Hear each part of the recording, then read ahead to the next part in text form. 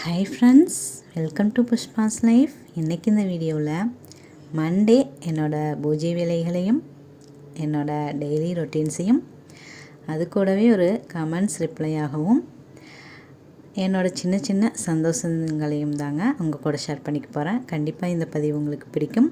வாங்க வீடியோக்குள்ளே போயிடலாம். இன்றைக்கி ஒரு 5 மணி அப்படிங்கும்போது தாங்க எழுந்திரிச்சிருந்தேன். நேற்று ஒரு சிஸ்டர் கமெண்ட் பண்ணியிருந்தாங்களா, அதான் சாந்தி அப்படிங்கிற ஒரு ஐடியிலிருந்து ஹேர் வாஷ் பண்ணதுக்கப்புறமா எப்படி ட்ரை பண்ணுவீங்க அப்படிங்கிற மாதிரி கேட்டிருந்தாங்க. அது இன்றைக்கி தான் அந்த வீடியோ எடுத்திருந்தேன். இது நேற்று எடுத்த வீடியோ அப்படிங்கிறதுனால கொஞ்சம் ஷேர் பண்ணிக்கிறேன். நாளைக்குமே கொஞ்சம் டீட்டெயிலு சொல்கிறேன் சிஸ்டர். நான் பார்த்திங்கன்னா தலை குளித்த உடனே துண்டெல்லாம் நல்லா துவட்டிடுவேங்க. இது பார்த்திங்கன்னா பாத்திரம் கழுவி வச்சுருந்தப்போ சத்தம் கேட்டுகிட்டே இருந்ததுங்க. சொட்டு சொட்டாக பார்த்தீங்க அப்படின்னா பனி பெஞ்சிருக்கும் போல். இந்த இலையில பாருங்கள், அவ்வளோ ஒரு தண்ணி நிற்கிது. நான் போய் அந்த பக்கத்தால் நிற்கும் போதெல்லாம் தண்ணி தெளிச்சிட்டே இருந்தது.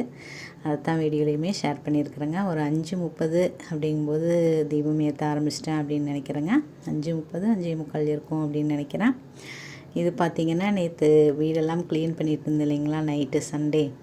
அப்போ மேடம் பார்த்திங்கன்னா அந்த மஞ்சள் எல்லாம் எடுத்து அந்த குண்டாவில் கொட்டி வச்சிட்டாங்க. அதை தான் கட்டியிருந்தேன். அதுக்கப்புறம் வெளியிலேருந்து கோலம் போட்டுக்கலாம் அப்படிங்கிறத தாங்க சொல்லிவிட்டு வெளியில் கோலம் போட ஆரம்பிச்சிட்டேங்க.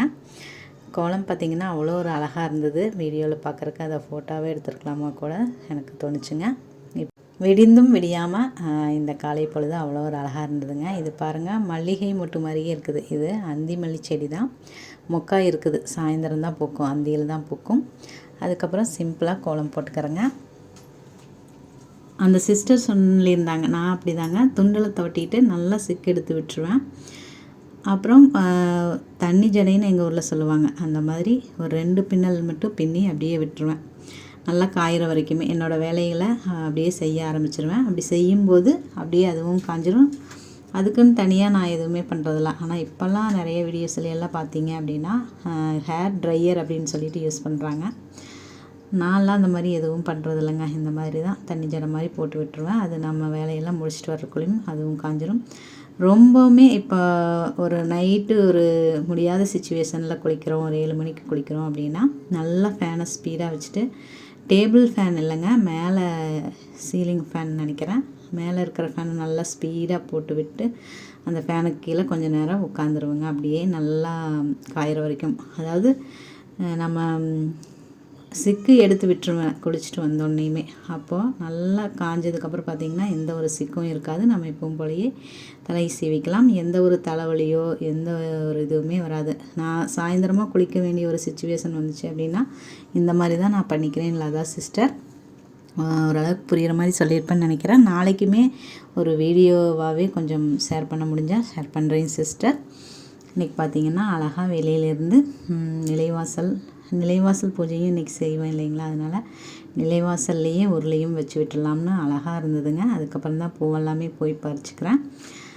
இன்றைக்கி பூ எதுவும் எங்கிட்ட இல்லை, அதனால் அந்தி மல்லி அந்த டைமில் 5 மணிங்கும் போது விரிஞ்சு தான் இருந்தது. அதனால் அதையவே நானுமே தலைக்கே வச்சுக்கிறேங்க. அந்த பூ பார்த்திங்கன்னா அவ்வளோ ஒரு மனமாக இருக்குங்க, அந்தி மல்லிப்பூ. அதுக்கப்புறம் செம்பருத்தி எல்லாம் பறித்து எல்லாம் அழகாக வச்சுக்கிறேங்க. அவ்வளோ ஒரு அழகாக இருந்தது. இன்றைக்கி பார்த்திங்க அப்படின்னா எனக்கு எப்படி சொல்கிறதுன்னு தெரியல, அவ்வளோ ஒரு ஹாப்பினஸ்ஸாக இருந்தது. ரொம்ப நாளைக்கு அப்புறமா இந்த முருகரோட முகம் எனக்கு அவ்வளோ ஒரு தீபாவளியில் அவ்வளோ ஒரு அழகாக தெரிஞ்சாருங்க. உங்களுக்குமே தெரிவார் அப்படின்னு நினைக்கிறேன். பாருங்கள், அவ்வளோ ஒரு நம்ம தீப ஒளிக்கும் நம்மளோட முருகர் அந்த வேலுக்கும் அவ்வளோ ஒரு அழகாக இருந்தாங்க. மனமாற இறைவனை இன்றைக்கி நான் வேண்டிக்கிறேங்க. எல்லாத்தோட வாழ்க்கையிலுமே இதே மாதிரி அற்புதங்கள் நடக்கணும். இதே மாதிரி உணர்வுபூர்வமான விஷயங்கள் எல்லாம் எல்லாருமே உணர்ந்து அவங்கவுங்க வாழ்க்கையில் சிறப்பாக இருக்கணும்னு தாங்க எப்போவுமே என்னோடய வேண்டுதலாக இருக்கும். பிரபஞ்சத்துக்கிட்டேயும் சரி, நம்மளோட இறைவன்கிட்டேயும் சரி, இந்த நிம்மதியான ஒரு உணர்வுபூர்வமான ஒரு விஷயம் எல்லாத்துக்குமே கிடைக்கணும் அப்படிங்கிறது தாங்க என்னோடய வேண்டுதலாக இன்றைக்கி இருந்ததுங்க. எப்போவுமே அப்படி தான் வேண்டிக்கிறேன். மனசு தூய்மையாக இருக்கணும், யாரையுமே திட்டிடக்கூடாது. அதுக்கப்புறம் இது பார்த்திங்க அப்படின்னா நான் இன்றைக்கி வாழைப்பழம் வாங்கிட்டு வந்திருந்தேங்க. எனக்கு அந்த மோரிஸ் வாழைப்பழம் ரொம்ப பிடிக்கும். அது சரி சாமிக்கும் அதையவே வச்சு விட்டுடலாம்னு தாங்க வைக்கிறேன். சரி இலையில வச்சிடலாம்னு நம்ம வீட்டில் பறித்த இலையில வைக்கும்போது எனக்கு அவ்வளோ ஒரு ஹாப்பியாக இருந்ததுங்க. அதுவும் இல்லாமல் எனக்கு பிடிச்ச அந்த வாழைப்பழத்தை நம்மளோட முருகருக்கு வைக்கும்போது நெய்வேத்தியமாக எனக்கு அவ்வளோ ஒரு ஹாப்பினஸ்ஸாக இருந்ததுங்க. அதையுமே உங்கள் கூட நான் ஷேர் பண்ணிக்கிறேன். அதுக்கப்புறம் இன்னொரு முக்கியமான விஷயத்தை உங்கள் கூட ஷேர் பண்ணிக்கணும் அப்படின்னு நினைக்கிறேன். நம்மளோட விஜயக்கா வந்து நேற்று பதிவில் சொல்லியிருந்தாங்க. நான் சொல்லியிருந்தேன் நம்மளோட வீடியோஸ் வந்து ஆன்மீக பதிவாகவே இருக்கட்டும், அதனால் நான் அந்த மாதிரி நான்வெஜ் செய்கிறது எதையுமே நான் காட்டலை அப்படிங்கிற மாதிரி சொல்லியிருந்தேன். அதுக்கு ஏன் நம்ம ஆன்மீகம் பதிவு போட்டால் அந்த மாதிரிலாம் காட்டக்கூடாதா சொல்லுங்கள் புஷ்பா அப்படின்னு சொல்லி கேட்டிருந்தீங்க விஜயக்கா. அது ஏங்கிறத உண்மையாக நான் சொல்லிடுறேன். என்ன அப்படின்னா, நான் ஒரு சேனல் வச்சுருந்தேன் விஜயக்கா, வெள்ளை மனது அப்படின்னு சொல்லிட்டு மோட்டிவேஷனல் ஸ்பீச்சுன்னு சொல்லி பேசிகிட்டு இருந்தேன். திடீர்னு ஒரு நாள் எனக்கும் இந்த மாதிரி சமையல் வீடியோஸ் எல்லாம் போடணும் அப்படின்னு ஆசையாக இருந்துச்சு. அப்போ வந்து இந்த மாதிரி தான் மீன் பொரிக்கிற மாதிரி ஒரு வீடியோஸ் போட்டிருந்தேன். அப்போ தம்ப்லைன்லாம் எனக்கு எதுவும் வைக்க தெரியாது. அதனால் அது முன்னாடியே பார்த்தீங்க அப்படின்னா அந்த மீன் பொரிக்கிற மாதிரி இரும்பு வடச்சட்டியில் மீன் பொரிக்கிற மாதிரி இருக்கும், அந்த மாதிரி இருந்துச்சு. அந்த வீடியோ போட்டோன்னையுமே பார்த்தீங்க அப்படின்னா ஒரு ஆள் அப்படியே -1 சப்ஸ்கிரைபர் அப்படின்னு இருக்கும் இல்லைங்களா, அதில் வந்து -1 அப்படின்னு சொல்லி வந்திருந்தது விஜயக்கா. அதை பார்த்தோன்னையுமே எனக்கு என்ன தோணுச்சு அப்படின்னா, ஒரு வேளை நம்ம பேசுகிறது பிடிக்கிறவங்களுக்கு இந்த மாதிரி நான்வெஜ்ஜாக சமைக்கிறது இந்த மாதிரியெல்லாம் பிடிக்கல போல இருக்குது அப்படிங்கிற மாதிரி ஒரு எண்ணம் அப்போதைக்கு தோணுச்சு. அப்போயிலேருந்தே எனக்கு கொஞ்சம் அது ஒரு கஷ்டமாகவே இருந்தது. இப்போ இந்த சேனல் அதுக்கப்புறம் தான் சரி சமையல் எல்லாமே நம்மளோட லைஃப் நம்ம எப்படி இருப்போம் அப்படிங்கிறத போடலாம் அப்படிங்கிறதுக்காகத்தான் இந்த சேனலை ஆரம்பித்தேன்.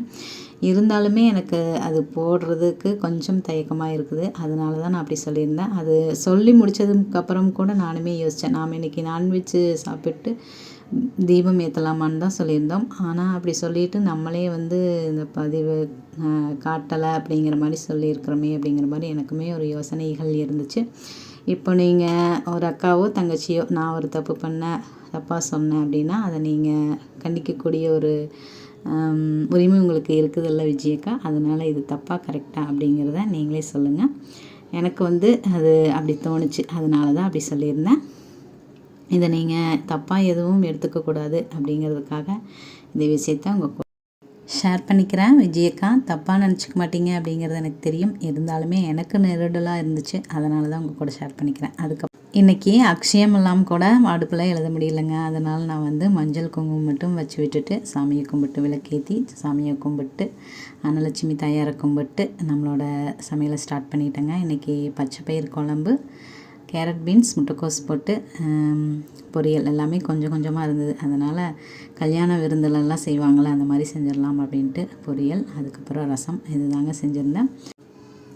அதுக்கப்புறம் மேடம் சாப்பிட்லாமா அப்படின்னு கேட்டுட்டு இருந்தாங்க. சரிம்மா சாப்பிட்லான்னு சொல்லிவிட்டு அவங்களுக்கு தாங்க போட்டுட்ருந்தேன். அப்படியே நானும் சாப்பிட்லாம் அப்படிங்கிறதுக்காக போட்டுட்ருந்தேன். சரி வாமா நம்ம எப்பவும் போகிற இடத்துக்கே போகலாம். உள்ளுக்குள்ளே பார்த்திங்கன்னா அவ்வளோ ஒரு உப்புசமாக தான் இருந்தது. அதனால் காலையில் இந்த இடத்துல உட்காரும்போது அவ்வளோ ஒரு குளிர்ச்சியாக இருக்கும். அதனால் போகலான்ட்டு போனால் மேடம் பார்த்திங்கன்னா என் பின்னாடி சேரை தலையில் கவிழ்த்திட்டு வந்திருக்கிறாங்க. அதை கூட நான் கவனிக்கல. ஆனால் இந்த வீடியோவில் பார்க்கும்போது எனக்கு அவ்வளோ ஒரு சிரிப்பாக வந்தது.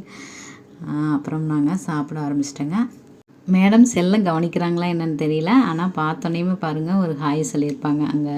இங்கே உட்காந்தாவே ஹாய் சொல்லணும்னு நினைக்கிறாங்களா இல்லை இந்த செல்லை பார்த்துட்டாங்களான்னு தெரில, ஒரு ஹாய் சொல்லிட்டாங்க மேடம். அதுக்கப்புறம் சரி இந்த பக்கமும் தீபம் ஏற்றிடலாம், எப்போவுமே ஏற்றுறது தான் திங்கள் வெள்ளி. அதனால் சரி இந்த பக்கமும் செம்பருத்தி பூவெல்லாம் பறித்து வச்சுக்கிறேங்க. வச்சு தீபமும் ஏற்றிக்கிறேன். அதுக்கப்புறம் இது ஒரு 4 மணி இருக்கும் அப்படின்னு நினைக்கிறேங்க.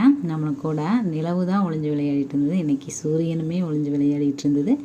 அந்த அழகையுமே பாருங்கள். அப்படியே அந்த மேகங்கள்லாம் மேகத்துக்கு நடுவில் அப்படியே இந்த சூரியன் அப்படியே மறைஞ்சு தெரிஞ்சிட்டு இருந்ததுங்க. இது ரொம்ப நேரமாக தெரிஞ்சிட்டு இருந்தது. அதனால தான் நானுமே வீடியோவில் ஷேர் பண்ணியிருக்கிறேங்க. அதுக்கப்புறம் வாஷிங் மிஷினில் போட முடியாத நம்மளோட சாரீஸ் அந்த மாதிரி சாயம் போடுறது அந்த மாதிரியெல்லாம் ட்ரெஸ்ஸஸ் இருக்கும் இல்லைங்களா, அதைகளெல்லாம் வாஷ் பண்ணிடலான்னு தாங்க வாஷ் பண்ணியிருந்தேன். அதுவே இவ்வளோ ட்ரெஸ் வந்துடுச்சு. அதுக்கப்புறம் இவங்க தாங்க நம்மளோட அபி தங்கச்சி ஊருக்கு போயிருந்தாங்கன்னு சொன்னீங்களா, வந்துட்டாங்க. அப்புறம் தினமும் பூ கொடுத்தாங்கன்னு 2-3 நாளாக சொல்லிட்டு இருந்தேன் இல்லைங்களா. இன்றைக்கும் மல்லிகைப்பூ வைக்கணும்னு ஆசையாக இருந்துச்சு அப்படின்னு சொல்லியிருந்தேன். எவ்வளோ அழகாக கட்டியிருக்கிறாங்க பாருங்களேன். வாங்கி கட்டி கொண்டு வந்து கொடுத்துருந்தாங்க. 40 ரூபாய்க்கு வாங்கினேன் அப்படின்னு சொன்னாங்க. 150 ரூபாய் முளம் வந்து 150 ரூபாய் என்னமோ சொன்னாங்க. இது ஒரு முளத்துக்கு மேலேயே வரும் அப்படின்னு நினைக்கிறேன். உங்களுக்கு மிச்சம் பண்ணி கொடுத்துட்டேன் பாருக்கா அப்படின்னு சொல்லிகிட்டு இருந்தாங்க. எனக்கு இதை பார்க்கும்போது நம்மளோட வாசுகி தங்கச்சி நேற்று கடற்கரை பக்கத்தில் தான் இருக்கிறேன், வாங்கக்கா நீங்களும் பார்க்கலாங்கிற மாதிரி நிறைய விஷயங்கள் ஷேர் பண்ணியிருந்தாங்க. வாசுகி தங்கச்சி நீங்களும் கூட இருந்தீங்க அப்படின்னா இந்த மாதிரி தான் இருக்கும் அப்படின்னு நினைக்கிறேன். நான் டெய்லியுமே நம்மளோட சிஸ்டர் நம்மளோட அபி சிஸ்டர் கூட பேசும்போது உங்களை தான் நினச்சிக்கிறேன் வாசுகி தங்கச்சி. தேன்மொழி தங்கச்சியும் தான், அவங்களுமே தங்கச்சி மாதிரி அவ்வளோ ஒரு க்ளோஸாக கமெண்ட்ஸ் எல்லாம் பண்ணிகிட்ருப்பாங்க. எல்லாருமே தான் நான் நினச்சிக்கிறேன். புஷ்பவதி சிஸ்டரும் சரி, அனிதா சிஸ்டரும் சரி, சீலா சிஸ்டரும் சரி, தேவி பிரியா சிஸ்டர், மாலதி சிஸ்டர், அதுக்கப்புறம் பிரியா சிஸ்டர், அதுக்கப்புறம் இன்றைக்கி லதா சாந்திங்கிற அந்த ஐடியில் அந்த சிஸ்டர், நம்மளோட விஜயக்கா, ராஜியக்கா, அப்புறம் ஆர்த்தி சிஸ்டர். இன்னும் நான் யாரையெல்லாம் விட்டுட்டேன் அப்படிங்கிறது எனக்கு தெரியல. கண்டிப்பாக கமெண்ட்ஸில் வந்து ஞாபகப்படுத்துங்க. இந்த வாழ்க்கை நமக்கும் நம்மளை சுற்றி இருக்கிறவங்களுக்கும் மகிழ்ச்சியவே தரட்டுங்க. தேங்க்ஸ் ஃபார் வாட்சிங் ஃப்ரெண்ட்ஸ். தேங்க்யூ.